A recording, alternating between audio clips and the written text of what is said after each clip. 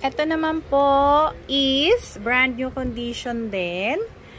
May kasama rin siyang paper bag na malaki since malaki siya.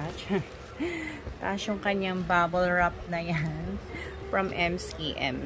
So let us see. Jaran! Ay, nice. Alam nyo ang ginusto ko dito mga madam kung ano. Etong strap niya. Ayan. Ang ganda ng strap. Actually, hiwalay ko silang na-purchase. Yung strap and yung bag. So, ayan po. Si MCM strap. Ganda oh. Pero, pinalagay ko na lang dyan. Para magandang tignan. Ganda yan, mga madam. Ooh. This one is a bucket. Cognac and black. As you can see. Ayan. Ang ganda niyan, oh. Strap.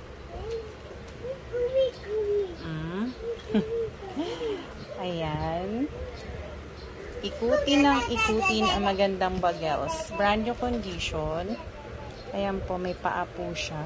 Matte gold naman yung hardware nito. Matte gold. Ang ganda ng condition niya, mga madam. Tapos, ito yung kanyang closure.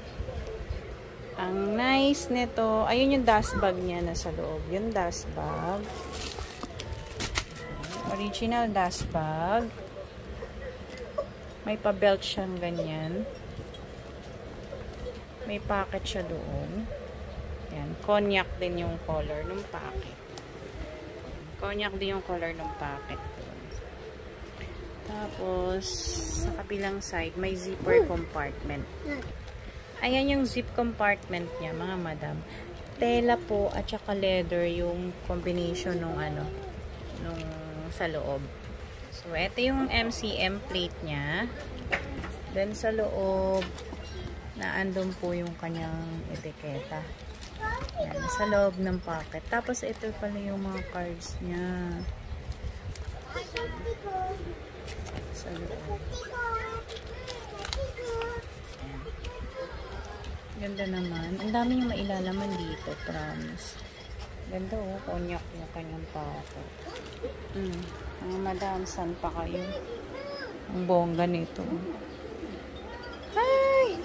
Eto palang strap na to, pwede yung gamitin sa ibang bag. Super nice. Ang ganda. Ay! Ang ganda-ganda naman dito. So, ayan. Kung interested kayo dyan, mga madam ko, pang malakasan to. Pang madam, as in.